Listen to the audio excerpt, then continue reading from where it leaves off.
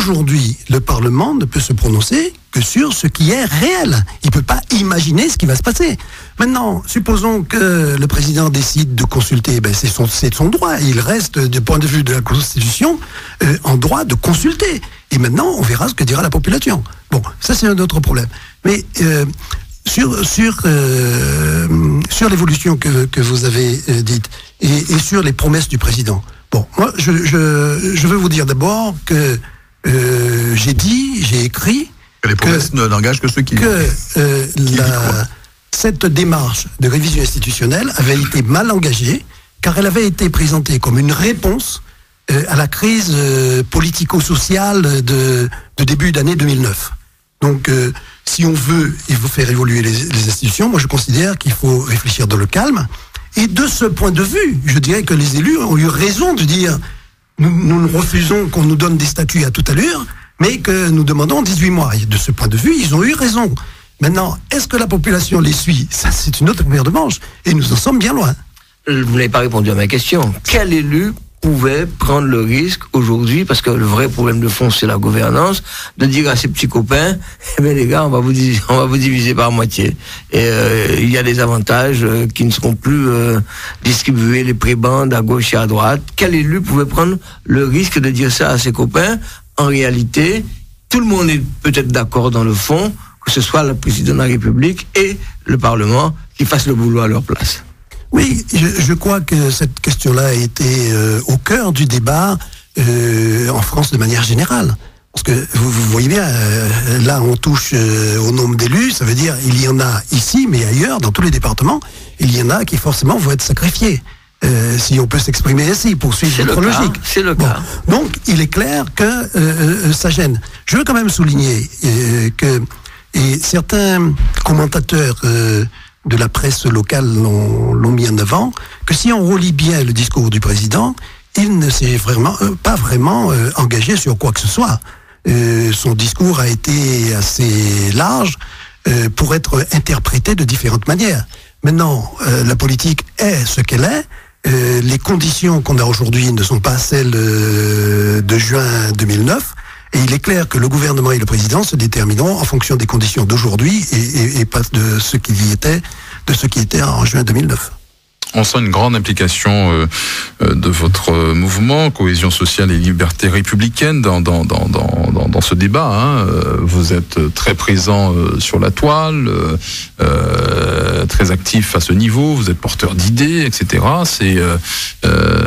Quelle est la volonté réelle qui se cache derrière ça? Alors, moi je vais vous dire, de tous les débats que nous avons aujourd'hui sur... Ce sont de simples contributions ou est-ce qu'il y a un objectif clair? Non. En tant que citoyen, je considère que de tous les débats que nous avons sur l'avenir de la Guadeloupe, sur le domaine routier, sur le domaine de nos grands équipements, celui de l'évolution de nos institutions est primordial. Pourquoi?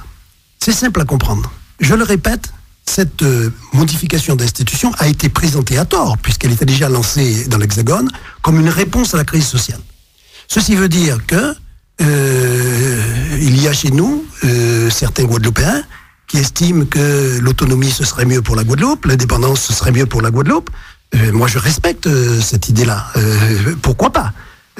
Simplement, si pour faire avancer ces idées il faut descendre dans la rue et bloquer la Guadeloupe, je dis non. Il y a des voies pour ça, démocratiques, pour faire avancer ces idées. Bon, une fois ceci posé, si vous répondez à une crise sociale par une évolution d'institution, ça veut dire que chaque fois qu'on voudra faire une évolution d'institution, on descendra dans la rue. Et vous tombez sur une instabilité sociale, premier point. Et instabilité sociale, ça veut dire fuite des capitaux, ça veut dire fuite des investissements, ça veut dire chômage, ça veut dire ennui pour les Guadeloupéens. Donc, ce débat-là, il est primordial pour la Guadeloupe. Voilà pourquoi notre association s'est créée, Cohésion sociale et liberté républicaine. C'est le cœur de chauffe de ce mouvement. Et autour de ça, nous disons quoi? Il faut que nous travaillions pour la cohésion sociale. Nous sommes tous des Guadeloupéens, nous vivrons tous en Guadeloupe. Personne ne veut chasser personne de la Guadeloupe, je le crois. En tout cas, moi, je ne veux chasser personne. Et il faut donc que nous trouvions un consensus. Le premier consensus, c'est la stabilité institutionnelle et le droit commun. Et je crois que viendra le temps où autour de cette idée, les consensus se formeront. En gros, il y a 3 entités. Il y a la population, qui elle sait ce qu'elle veut, parce qu'elle le dit chaque fois qu'on la consulte. Il y a les politiques, qui eux ont, de mon point de vue, une position assez ambiguë, en disant nous on peut pas travailler parce qu'on n'a pas assez de pouvoir. Enfin, quand même, ils ont quand même quelques pouvoirs qu'ils n'exercent pas. Passons. Et puis il y a les autres, ceux qui veulent l'autonomie, l'indépendance, qui représentent à peu près 3% de la population, qui sont actifs, et c'est important. Bon, et qu'est-ce qui peut réunir tous ces gens-là ? Ce qui peut réunir tous ces gens-là, c'est de dire qu'est-ce qu'on peut faire pour le développement économique de la Guadeloupe. Parce que c'est par le développement économique que nous aurons de l'activité, des emplois, et qu'on pourra aller vers, que recherche tout le monde, le bonheur. Bon, pour aller vers le bonheur, il faut avoir des moyens. Pour avoir des moyens, c'est le développement économique. Et autour de cette idée, je crois qu'on arrivera à terme à un consensus. Un développement économique dont tout le monde sera porteur, bien sûr. C'est l'ambition, mais alors, cette cohésion sociale, il suffit pas de la décréter, il suffit pas de... Il faut y travailler, c'est pour ça que vous nous voyez tous les jours. Amédée Adélaïde, on pourrait retourner la formule que vous avez, disons, prononcée tout à l'heure. Vous avez dit, si à chaque fois il y a une réforme institutionnelle, quand on descend dans la rue, effectivement, on passerait son temps à faire les réformes institutionnelles. Mais est-ce que vous pensez que dans n'importe quel cadre institutionnel, on peut promouvoir le développement économique? Mais Pierre-Édouard Picot, je ne crois pas que nous soyons dans n'importe quel cadre institutionnel. Nous sommes dans un cadre institutionnel depuis bientôt 60 ans. Alors je vais dire les choses autrement. Attendez, est-ce qu'il y a des freins au développement économique à partir du cadre institutionnel où nous sommes? Votre question me convient bien.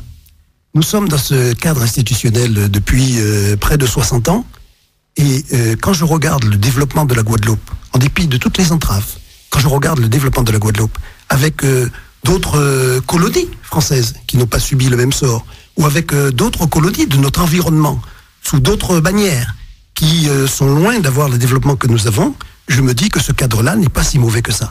Et avant d'aller changer quelque chose pour quelque chose qu'on ne connaît pas, il vaut mieux s'attacher à préserver ce que nous avons. Ce que nous avons, c'est quoi? Ce que nous avons, c'est le droit commun. C'est-à-dire que nous sommes dans un système où nous avons les mêmes droits, les mêmes devoirs que tous les citoyens français. Lorsque, au Parlement, on va prendre une loi, on n'aura pas à dire « est-ce qu'on la prend pour la Guadeloupe ?» Non, la Guadeloupe est dans le cadre du droit commun. Donc elle sera prise pour le...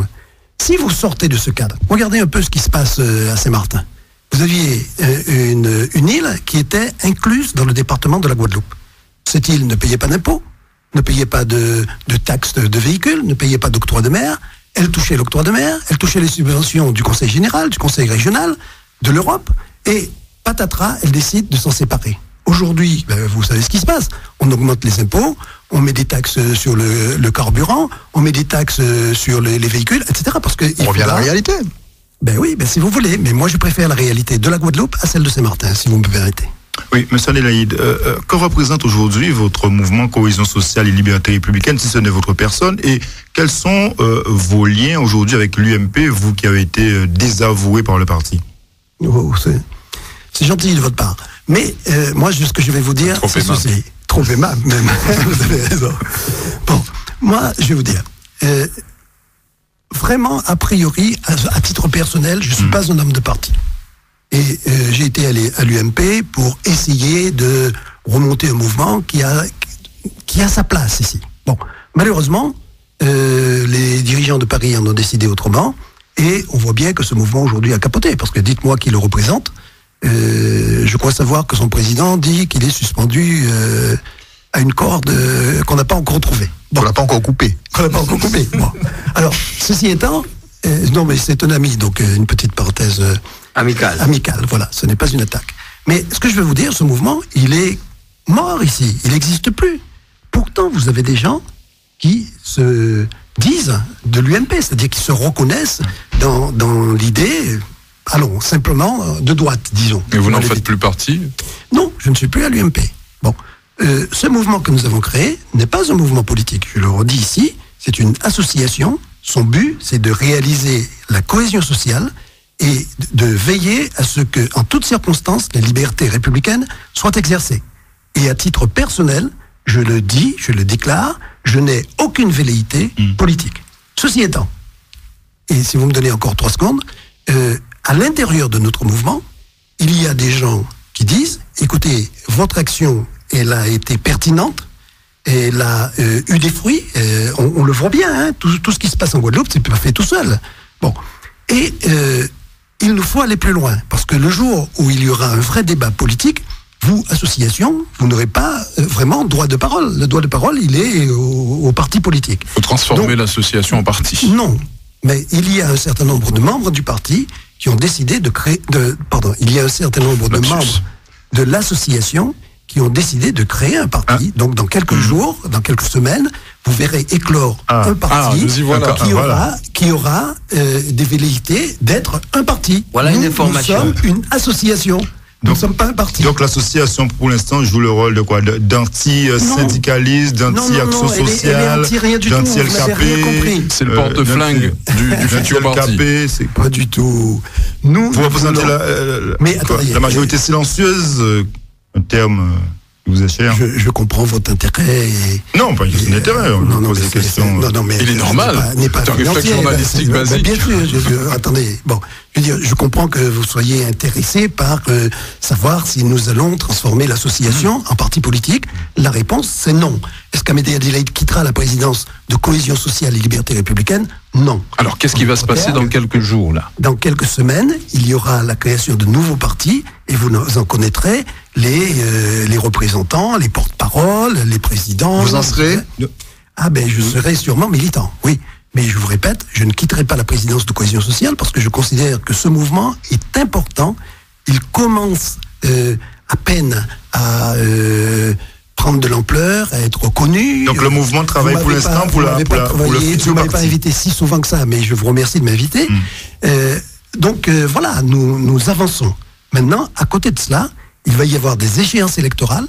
Et pour les échéances électorales, ce n'est pas l'association qui pourra s'engager. Elle pourra peut-être soutenir tel ou tel parti. D'ailleurs, je dis tout de suite, et prenez cette information, et vous verrez que c'est ce qui se passera. Notre association, Cohésion sociale et Liberté républicaine, va sûrement soutenir le parti qui sera issu de ses membres. Bon, mais ce ne sera pas un soutien exclusif. C'est-à-dire, nous soutiendrons tous les partis qui auront la même...